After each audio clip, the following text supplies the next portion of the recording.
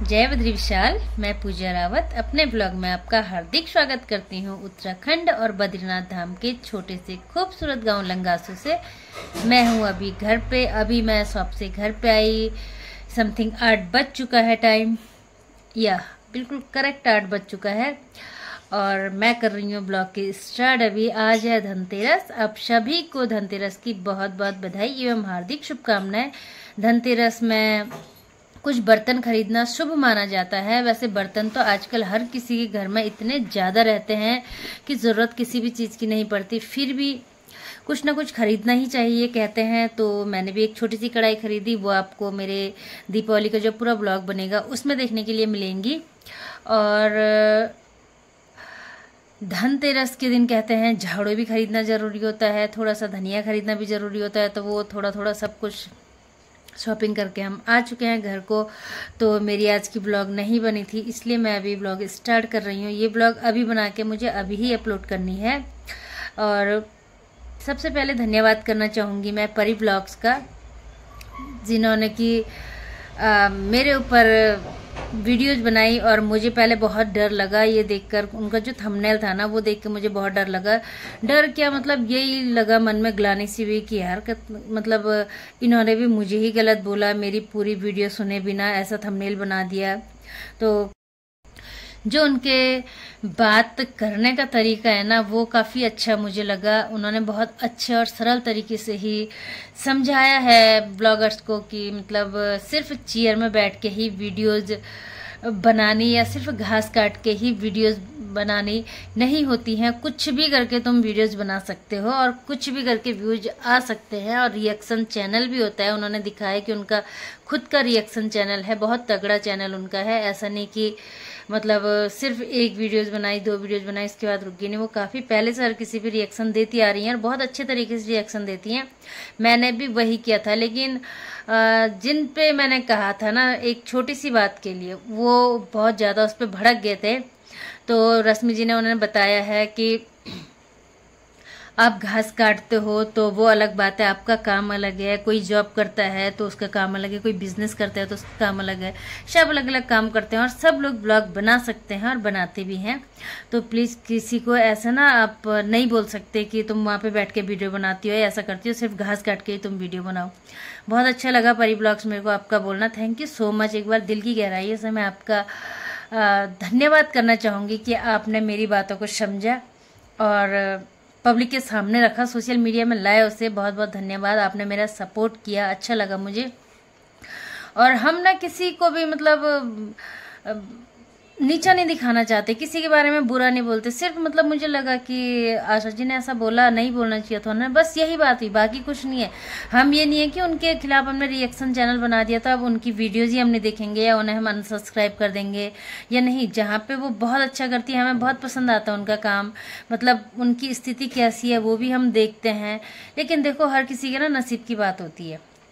अब होने के लिए हो सकता है मेरे घर में आपसे भी ज़्यादा परेशानी हो, लेकिन सोशल मीडिया में क्या आपने कभी देखा मुझे अपनी परेशानी को बोलते हुए या किसी से दुख बताते हुए? जो कल की मेरी वीडियो उसमें मैंने थोड़ा सा दुख का बताया, क्योंकि उसमें मेरे मायके में कोई भाई साहब हमारे हैं, वो अचानक से एक्सपायर हो गए हैं, उन्हें अटैक पड़ा और बस वहीं पे जीवन लीला उनकी समाप्त हो गई। तो बहुत दुख हुआ। वो मैंने परसों ही मैंने वो वीडियो बनानी थी, लेकिन मेरा मन नहीं किया बनाने का, इसलिए मैंने कल बनाई, कल वो वीडियोस डाली।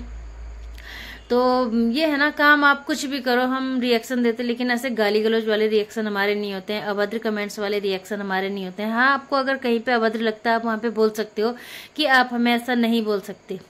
और रही बात जो आपने मतलब इतना बड़ा भला बुरा मुझे कहा कि अगर मेरी तरह होती तो कब कर नदी में छलांग लगा देती, या मेरी तरह विधवा होती तो तब पता चलता जिंदगी क्या होती है, कभी मेरी तरह होगी तो तब तुझे पता चलेगा। तो मैंने इस सारी बातों का एक ही जवाब दे रखा, नसीब हर किसी का हमेशा एक जैसा नहीं होता है। और इस बात को याद रखना, जो विधाता की लेखनी एक बार चल जाती है ना, जब हम पैदा होते हैं ना, विधाता उसी टाइम पे हर किसी के नसीब में जो लिखता है ना वो अटल और अमर हो जाता है। वही उनके साथ घटित होता है। बाकी हमारा सिर्फ मुंह के बोलने का एक रह जाता है कि अगर हम ऐसा करते तो ऐसा होता, वैसा करते तो वैसा होता। बिल्कुल नहीं, वो सिर्फ विधाता की लेखनी चली है और बाकी हमारे कर्मों का लेख है। हम जैसा कर्म करेंगे वैसा ही फल पाएंगे, ये तो निश्चित है 100%। आपने इतना भरा बुरा मुझे कहा, मुझे थोड़ा सा बुरा तो लगा कि आपने इतनी बड़ी बड़ी बातें मुझे कही, लेकिन कोई बात नहीं।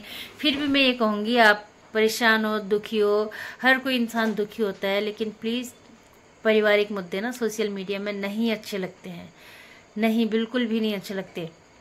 और आपका देखो संध्या जी ने कितने अच्छे से जवाब आपको दिया। आपने उनसे क्यों नहीं कहा वीडियो डिलीट करने के लिए?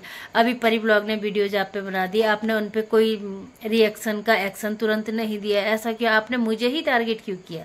आप परी ब्लॉग बुक को भी कहिए आप कि मेरा जो भी थंबनेल लगा रखा वो बिल्कुल डिलीट कर दे, अच्छा नहीं होगा। जो भी आपको कहना है, जैसा आपने मुझे कहा वैसा आप उसे भी कह सकते हो। प्लीज़ मैं आपसे यही चाहती हूँ, आप सिर्फ एक को टारगेट ना करो, या तो फिर वीडियो को ढंग से सुनो, ढंग से समझो, उसके बाद ही सवाल जवाब दो। और ज़्यादा कुछ नहीं बोलूँगी क्योंकि ज़्यादा बोलकर ना वीडियो बहुत बड़ी हो जाती है। और सिर्फ मैंने ही, परी ब्लॉग ने ही एक्शन रिएक्शन नहीं किया, बहुत सारे लोगों ने कर रखा है। उतने चैनलों का नाम तो मैं 2-3 चैनल के याद भी हैं, 2-3 चैनल के भूल गई, लेकिन मैं नहीं लूँगी उनके नाम। आप खुद विजिट करिए उनके चैनल में, और उसके बाद आप फिर से सवाल जवाब अगर देना चाहते हो तो वेल एंड गुड, अगर नहीं देना चाहते हो तो कोई बात नहीं। लेकिन हमें किसी से ना दोस्ती है ना दुश्मनाई है। लेकिन हाँ, ये है कि हमारे दिल में प्रियंका योगी तिवारी हमेशा नंबर 1 थी, नंबर रहेंगी और नंबर 1 ही हैं हमेशा। क्योंकि हम ना उनसे बहुत कुछ देखते हैं, सीखते हैं, उनकी तरह बोलने की कोशिश करते हैं, उनकी तरह हम दिखाने की कोशिश करते हैं, लेकिन नहीं हो पाता। बीच में हमारे मुंह से कुछ और ही शब्द आ जाता है, कुछ और ही हो जाता है, कभी कुछ गलत हो जाता है। तो इसके लिए मैं आपसे माफ़ी मांगती हूँ अगर आपको मेरी बात का बुरा लगा होगा। लेकिन मैंने बुराई के लिए किसी के नहीं बोला है, और जो नसीब में जिसके लिखित होगा वो होके रहेगा, वो अटल अमर सत्य है। और ज़्यादा ना बोलते हुए अपनी वाणी को देती हूँ विराम।